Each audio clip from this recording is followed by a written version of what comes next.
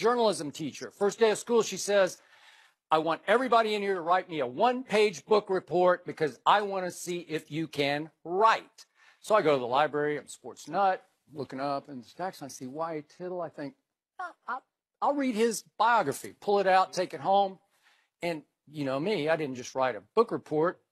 I wrote a book review, and I shredded this book because it was terrible. It was weak. It was shallow. You know, I didn't learn anything from it, but I wrote it in one page, turned it in, didn't think twice about it. End of the week, Mrs. Burdett was her name. Scary lady. She calls me up to class. All my friends are looking at me. Calls me up at the end of class. You know, they're saying, "Are you in trouble?" She says, "You are coming into journalism because you can write." And I'm thinking, I don't know how to write. My parents, I don't think they even got out of high school.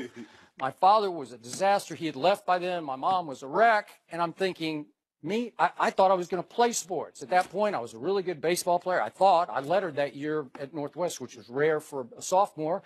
And I told her, I play sports. She said, you're coming into journalism. I said, well, how? And she said, you will write about the teams you're playing on. Right. So I start writing sports columns my sophomore year in high school about teams I'm playing on. And sometimes I would be critical of the coach in the school paper. I did. Of my baseball. My senior year, I ripped the baseball coach while I was playing for his team because we were struggling. Did you finish the year on the team? He let me finish, but he would not speak to me after that. So my point is, God rest the soul of Wyatt Tittle. God rest the soul of Mrs. Burdett, because of those two and that connection, I got into this business. Wow. Thank you. And I might be the guy to push you out. You get tired of beat. Maybe. Got to be beating on you every day for the next. You know what? Years. I'm feeling good right now. Oh, you're feeling good. Okay. Yeah. Well, let's talk about the team that he used to play for, the Giants. They fell to 0-5 on Sunday, and yesterday they found out Odell Beckham Jr. and Brandon Marshall will both miss the rest of the season with ankle injuries. And who is the most to blame for this terrible Giants season? I'm going to start with Jerry Reese because can't blame him in his inability to put an offensive line in front of Eli Manning. I know what you put outside. You got Brandon Marshall. You drafted Evan Ingram in the first round. So you tried to give Eli the weapons that he would need. But what good is the weapons if he doesn't have to get the ball out to get it to those weapons? Andrew Whitworth was available. He's probably the best free agent tackle that was on the market. You probably should have overbid to try to lure him there. Eric Flowers has been a disaster. Like I said, my college coach said, do not go out and recruit offensive linemen. Recruit me all defensive linemen. That way, if they don't make on the defensive side of the football, I can put them on the offensive line. Because if you get an offensive lineman and he doesn't pan out, you got a big-ass equipment manager. And that's all they got with Eric Flowers. But the thing that I love most about Coach Belichick, if he makes a mistake on the guy, he doesn't try to fool everybody like, well, I'm going to move him to right tackle. I'm going to put him at guard. I'm going to do this. Yep. I've made a mistake. I'm about to move on. Jerry Reese should just move on from this disaster, but he doesn't want to look bad. I took a guy with a top 10 pick, and he's no longer on the roster. So let's start with him. He's done a terrible job of putting an offensive line in front of Eli to protect Eli. Second, the defense. Skip, I thought this defense would be better than what they were. They went from second in scoring D last year, they're 24th now. Third in rush defense, they're 29th now. That defense is not even comparable because last year the defense really carried them. Eli and Odell can make a play here or there. The defense could hold it down. Yep. You can win the ball game. Now the defense is not as dominant as they were last year. Eli cannot even muster on a consistent basis 20 points, hence the 0-5 record. Third, Ben McAdoo. Skip, he might be a good offensive coordinator. I agree. But I think he's going to be a lousy head coach. Overmatched. And I think because Coach Coughlin's message has started to fall on deaf ears, the Mara and the family thought it was best to go in a different direction. I think there were better candidates that were better suited for this job, but because... Just a quick thought on that. You realize Hugh Jackson had that job? Yes. And then at the last second, Hugh Jackson said, I just like the management structure better in Cleveland because he liked Sashi Brown, Paul DePodesta, liked the owner Haslam. And to me, it was a perfect fit for Hugh to coach that team. He would have taken it up a level. the thing, most coaches, when you go into a situation, when you're assessing taking a job, Skip, what am I looking at? Quarterback. Because if I don't got him, I'm wasting my time. You got a proven guy in Eli. Now, is he Aaron Rodgers or Tom Brady, Drew Brees? No. But you don't have anything close to Eli in Cleveland, but that's neither here nor there. Ben McAdoo might be a great offensive, good to a great offensive coordinator. I don't think he's that as a head coach. And with that being said, there are enough things that would lead to 0-5. And I think you start with Jerry Reese, you start with the defense, and you start with Ben McAdoo, and I think you get exactly what you've gotten. 0-5 and a team that doesn't look like it's going anywhere soon. So I hear you about the offensive line. I kind of hear you about the defense. I still think the pieces are in place there. It just hasn't played up to the level. Right. It's sort of gotten sucked down the drain like the whole team has. But bottom line to me, I think we've seen two players get old right before your very eyes this year. I think Eli is getting old, and I know Brandon Marshall is getting old. And they're not what they used to be. Eli is going on age 37, I believe, in January, if I got that right. Yep.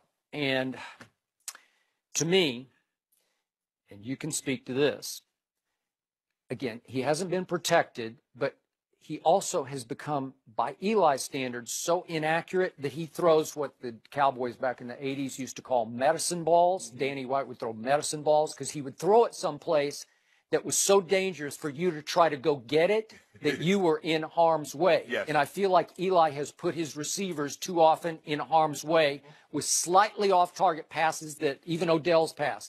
It was just in a very vulnerable place, right, for him to go up and try to get it and be caught in such a dangerous predicament down low, right? So to me, again, I look back at Eli's record and I say, if they miss the playoffs this year, which is pretty much a foregone conclusion, that would mean that Eli Manning has been the quarterback of New York Giants teams that have missed the playoffs 7 of the last 9 years, which brings me to the most absurd, preposterous, impossible, surreal fact in the history of the National Football League. Eli Manning beat Tom Brady in 2 Super Bowls and 1 Super Bowl MVP twice. I don't know how it happened. It made Eli. I like Eli personally. We had him on the show in Houston. He's a good guy. He is. I think he's got a good heart. Absolutely. Sometimes I think he doesn't even know what he's doing out there as far as his mind sort of drifts off, and he grew up as a quarterback because his father and his big brother were quarterbacks, right? Flow, his heartbeat is the same. Yeah. Up by 20 or down by 20. He doesn't even know what's happening. He's just playing. Yep. And yet, if you didn't have those two on your resume, you would not have survived missing the playoffs 7 of 9 times. You'd just be out. No, he would not. He would have not remained the starting quarterback of the New York Giants. Yeah. He probably would have been on his 3rd team. Probably would have been. And Skip, even though he won those Super Bowls, he won those 2 Super Bowls in a 5-year span, I really never looked at Eli as elite. I didn't. No. So we saw it coming on opening night. You know, as a Cowboy fan, I'm pretty nervous about the game. Right. And it was a domination, and it was very misleading because my team wasn't that good, and this team was really bad. Even worse. It was even worse. It was terrible, and the final score, as you remember, was 19-3. Right. Eli's offense scored 3. The offensive line is terrible. Brandon Marshall had a bad night. He had a no night. He just wasn't even involved. And you say, well, this is wrong, that's wrong. Eli was wrong. Even though his numbers look okay that night, his QBR didn't. It was 21. But he's just had another pretty miserable starting quarterback year. Again, but you can always make the excuse, well, he didn't have a running game until last week when finally Darkwa and the kid Gallman got going a little bit. Right. And they did have 152 yards rushing. But in the end, it's about the quarterback who just isn't good enough anymore. And I think he's nearing the end, but I don't know how they're going to cut bait. I just don't know. There's not a successor ready, right? No. They drafted that kid, but I don't know if how soon he's going to be ready. The thing is, Skip, when you look at it, and you look at Eli's numbers, you say he got okay numbers. Well, they're always behind in the 4th quarter. Yep. And so teams are playing prevent. So you look up, and he might have 20, 25 completions for 280, 300 yards. But if you go to those are those Blake Bortles stats. You know how Blake Bortles at the end of the game, they were down 45-14. And you look up, he got 3 touchdowns and 300 yards. Yeah, but he got them in the last 5 minutes of the ball game. And that's what we're seeing for Eli. And I agree, Skip. I don't know where they go from here because they don't have a successor. I mean, they drafted the Cal kid who's, I don't Yeah. know. I have But no idea. you going to turn it over to Geno Smith? I don't know. I don't know. I mean, I believe Eli is going to be there at least one more year. Yep. They're going to try to get him some help on the offensive line. I mean, you took a guy, last year in the 6th round?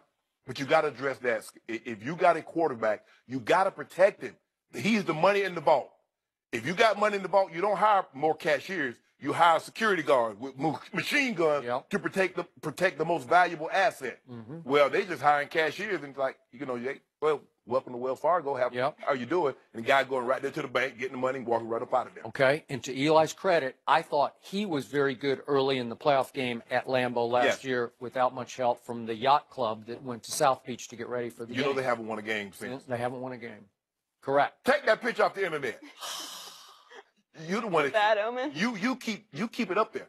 Which one? Oh, on the yacht? Yeah. Oh. They need to take that picture off because they have not won a game since. What was Odell wearing? Maybe that was the problem. He was wearing Tim's. You know what he was wearing. He was wearing Tim's. What was he thinking? I don't know what he was thinking. You like the fact that Odell was in South Florida wearing Tim's and jeans on the yacht. I don't know who let him on the boat with the Timbs. I think he was trying to say, I'm actually trying to get ready for Lambeau in Tim's, see, on the yacht in South Beach. And one dude had a flannel tied around his waist. Why would you have a flannel shirt on in Miami at any point in time? Because you're going to fly back to New Jersey, right? Yeah. I don't know about all that, Skip.